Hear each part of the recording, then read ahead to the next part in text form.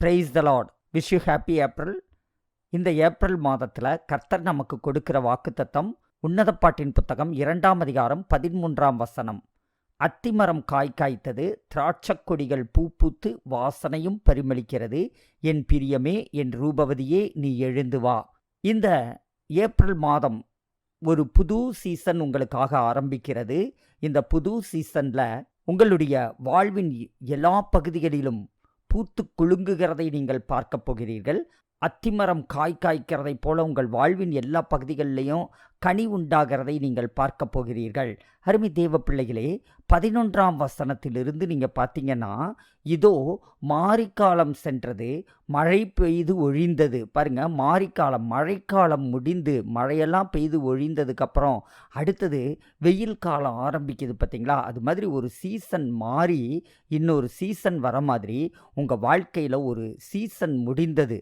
ஒருவேளை இதுக்கு முன்னாடி ஒரு வறட்சியான சீசனில் நீங்கள் இருந்திருக்கலாம், அல்லது நீங்கள் இதுக்கு முன்னாடி ஒரு ப்ரிப்பரேஷன் சீசனில் இருந்திருக்கலாம். இது மாதிரி ஏதோ ஒரு சீசன் உங்கள் வாழ்க்கையில் காணப்பட்டிருக்கலாம். ஆனால் அந்த சீசன் இப்போ மாறி உங்கள் வாழ்க்கையில் வேற ஒரு சீசன், புதிய சீசன் ஆரம்பிக்குது. அந்த சீசன் தான் season of singing and rejoicing. அதாவது தேவனை துதித்து உயர்த்தி புகழ்ந்து பாடுகிற, களிகூறுகிற ஒரு சீசனாக ஆண்டவர் உங்களுக்கு ஏற்படுத்தி இருக்கிறார். ஆம் தேவ பிள்ளைகளை, இந்த சீசனில் அதிகமாய் நீங்கள் சந்தோஷத்தோடு கூட நீங்கள் பாடுங்கள், ஆடுங்கள், களிகூறுங்கள், மகிழ்ச்சியாய் கர்த்தருடைய பிரசன்னத்தை கொண்டாடுங்கள். உங்களுக்கு சுகவாழ்வு துளிர்க்கிறது, உங்கள் வாழ்க்கையில் சமாதானம் பெருகுகிறது, உங்களுக்கு சந்தோஷம் பெருகுகிறது. கர்த்தர் உங்களை ஆனந்தத்தில் அபிஷேகத்தினாலே நிரப்புகிறார். 12ஆம் வசனத்தில் பார்க்குறோம், பூமியிலே புஷ்பங்கள் காணப்படுகிறது, குருவிகள் பாடும் காலம் வந்தது, காட்டுப்புறாவின் சத்தம் நமது தேசத்தில் கேட்கப்படுகிறது. பாருங்க, பூமியில் புஷ்பங்கள் காணப்படுகிறது. உங்களுடைய வாழ்வின் எல்லா பகுதிகளும் பூத்து குலுங்குகிறதை நீங்கள் பார்க்க போறீங்க.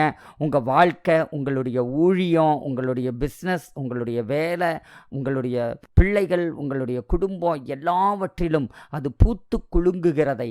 எதெல்லாம் இன்னும் கனி கொடுக்கலையே, இன்னும் ஆசீர்வாதத்தை காணமே, இன்னும் துளிர்க்காத மாதிரி இருக்குதே, துளிர் கூட விடாத மாதிரி இருக்குதேன்னு நினச்சிட்டு இருக்கீங்களோ, அந்த பகுதிகளில் எல்லாம் பூத்து குலுங்குகிறதை நீங்கள் பார்க்க போகிறீர்கள். குருவிகள் பாடும் காலம் வந்தது அப்படின்னு சொல்லி நம்ம பார்க்குறோம். அந்த குருவிகள் பாடுகிறது எப்போ பாடும் அப்படின்னா, ஒரு சீசன் மாறி அந்த இலையுதிர் காலமெல்லாம் மாறி ஒரு வசந்த காலம் வருகிற போது குருவிகள் பாட ஆரம்பிக்கும். அது மாதிரி பறவைகள் அடைக்கலமாக மரங்களையும் செடிகளையும் நோக்கி தேடி ஓடி வரும். அது மாதிரி ஆண்டவர் உங்கள் வாழ்க்கையில் ஒரு புது சீசனை, பூத்து குலுங்குகிற சீசனை, நல்ல ஒரு வசந்த காலத்தை உங்கள் வாழ்க்கையில் ஏற்படுத்தி கொடுக்கிறார். காட்டுப்புறாவின் சத்தம் நமது தேசத்தில் கேட்கப்படுகிறது. ஆம் தேவ பிள்ளைகளே, voice of the Holy Spirit, பரிசுத்த ஆவியானவருடைய சத்தத்தை நீங்கள் கேட்கிறீர்கள். உங்களுடைய வாழ்வின் எல்லா பகுதிகளிலும் பரிசுத்த ஆவியானவர் இது உண்டாவதாக என்று சொல்லி அங்கே எல்லாவற்றையும் உருவாக்குகிற சத்தம் தொனிக்கிறது. இதுவரையில் கர்த்தர் சத்தத்தை நான் கேட்க முடியல, அல்லது நான் ஜெபிக்கிற ஜெபங்கள் இது எல்லாம் அப்படியே அமைதலாய் காணப்படுகிறது, அந்த ஜெபங்களுக்கு பதிலை காணவில்லைன்னு சொல்லி நீங்கள் நினச்சிட்டு இருக்கீங்களா? அங்கே காட்டுப்புறாவாகிய பரிசுத்த ஆவியானவருடைய சத்தம் உங்கள் வாழ்வின் ஒவ்வொரு பகுதியிலும் தொனித்து அந்த பகுதிகளில் ஆசீர்வாதத்தை உண்டாக்குகிறதை நீங்கள் பார்ப்பீர்கள். அருமை தேவ பிள்ளைகளே, உங்கள் வாழ்க்கையின் எல்லா பகுதிகளிலும், உங்களுடைய ஊழியத்திலும் ஒரு பூத்து குலுங்குகிற சூழ்நிலையை நீங்கள் பார்க்கிறீர்கள்.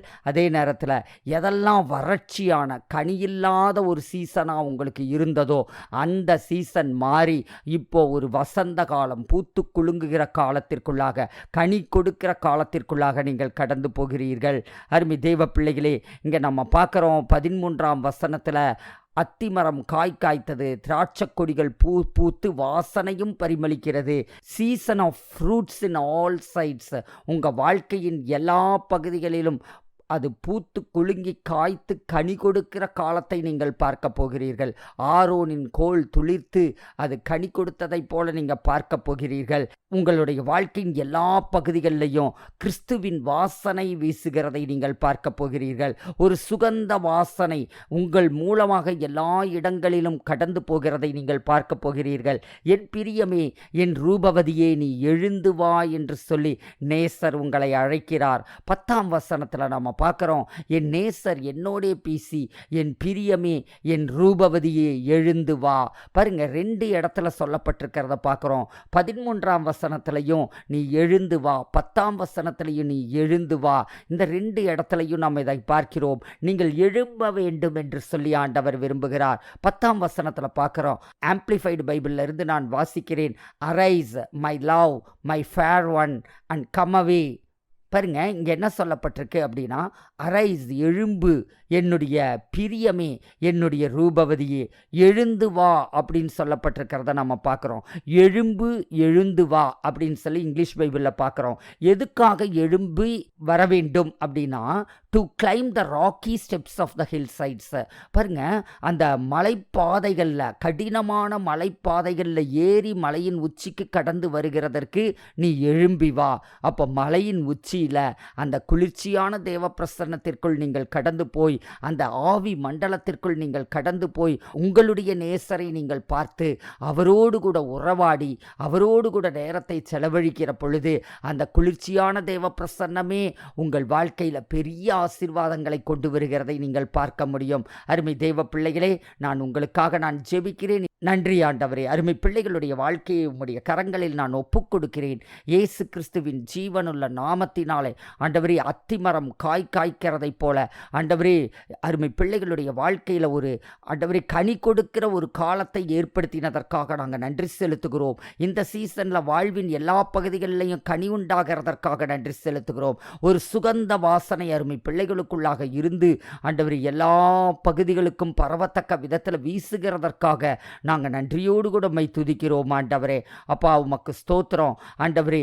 ஒரு வறட்சியான சீசன் மாறி ஒரு புதிய ஆசீர்வாதமான வசந்த காலத்திற்கொப்பான ஒரு சீசன் அருமை பிள்ளைகளுடைய வாழ்க்கையில் உண்டாகி இருக்கிறதற்காக ஸ்தோத்திரம்.